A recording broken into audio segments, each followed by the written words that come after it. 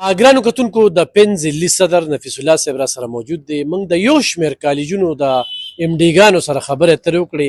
هغوی خپل تحفظات ښکاره کړل. د کلسټر سیسټم یې ستاینه وکړله، خو چې په شپږو ورځو کې ته یو نظام بدلې او بیا کالج ته ځې او په کالج کې پرایوټ سکول ته والاتوې چې له پکې م وروړه، کولر یې م وروړه، فرنیچر م وروړه، نو دا یو ناکامه کوشش و. په دې باندې دا خلک غولۍ چې پرایوټ سکولونه په دې باندې دا د هغې پرایوټ سکولونه ورته وي، خو په غر کې امتنا ته اګزام اخلي نو ورته تیار یو، هلته سهولت ورکړه کوم چې ورته په پرایوټ سکولونو کالجونو کې وي. دا نه چې یاره ته زمانه بار کې او دې به پیل شي. صدر صاحب څه وایي او دې سره یا څه پیشرفت شو په دې کې او که نه څه به وایي؟ بسم الله الرحمن الرحیم. ملک خان وروره ډېره ډېره مننه چې تاسو نن تکلیف وکړو او موږ له راغلې او زموږ د احتجاج تاسو ریکارډ کړو او د بورډ چې کوم های اتھارټیز دي هغې ته دا خبره ستاسو د مایک په ذریعه باندې رسي. لومړی خو زه د حکومت وخت نه مطالبه کوم چې موږ د ګورنمنټ سره زموږ چې کوم تعلیمي ادارې دي دا تقریبا 52% لکه موږ 52% یو او حکومت ادارې چې کوم دي هغه 48% دي. نو موږ مین سټیک هولډر یو. په کار دا ده چې څه پالیسۍ هم جوړېږي چې موږ دوی په اعتماد کې اخلي. د هغې نه علاوه مې دویمه دا مطالبه ده چې کومې خبرې کېږي لکه دلته کې کومې فیصلې کېږي د هغې فیصلو کې به موږ په اعتماد کې مخلي. ورسره چې کوم دی نو موږ یونیفارم پالیسي غواړو.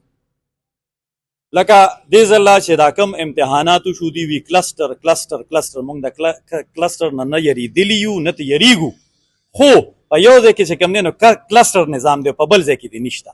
په دې صوبه کې چې کوم دی نو 8 بورډونه دي، په بعضې ځایونو کې کلسټر نظام د لاندې امتحان وشو، په بعض ځای کې ونه شو.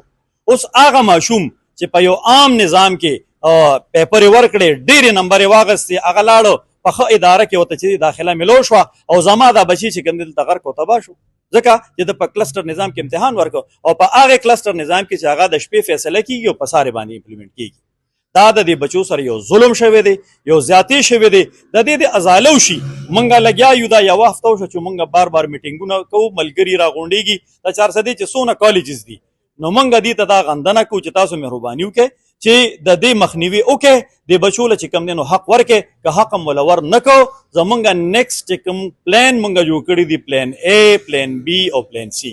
دا زموږ پلان A چې موږ خپل احتجاج ریکارډ کړو، دې پسې چې کوم دی موږ سره پلان B دی. که په هغې کې حکومت یا چې کوم د بورډ چارواکي دي هغې زموږ دا خبرې ونه ریدلې، موږ سره ټیبل ټاکس ونه کړل، زموږ د بچو دا مسلې حل نه کړې، نو انشاءالله بیا به موږ په پلان سی باندې عمل کوو. او دغه پلان سی چې کوم دی دا به د دې بورډ هغې عملې دپاره چې کوم د ظلم او د بربریت دا نظام ته چې دی تقویت ورکوي، انشاءالله دا خلک به موږ د کورسونو راپاسو او د دې نه بیا په مخه کوو انشاءالله.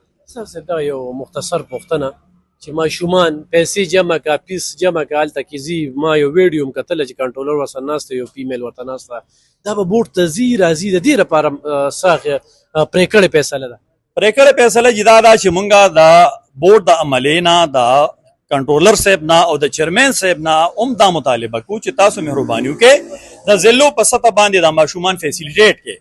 37,000 ماشومان په فرسټ ایئر کې فیل شوي دي. که هغه ماشوم ځي بورډ ته او دته دې پیپر روباسي، زما په خیال د یو ماشوم په پیپر کتو به کم از کم 13 منټه لګي، نو په 37,000 ماشومانو باندې به څومره ټایم لګي؟ آیا دا پاسبل ده چې دې چې کوم دی نو یو ماشوم ته پیپر ښیي او بیا د هغې نه پس هغه مطمئن کوي او بیا رارخصتوي؟ زه دا وایم چې د دې دپاره چې کوم دی نو په مختلفو ضلعو کې چې کوم دی نو دې کیمپ آفیسز جوړ کړي، دا ماشومان دې هلته کې فیسیلیټیټ کړي او ورسره د بغیر پیسو بغیر فیسه د داخلي فیس دې ته واغسته، د رجسټریشن فیس دې ته واغسته، نن ته چې کوم دی د شو پیپر په نوم باندې پیسې لې د څه خبرې؟ د هغې نظام چې هغه تا لاګو کو، اوس ته چې کوم دی د هغې سزا ته بیا ورکوې یو ځل.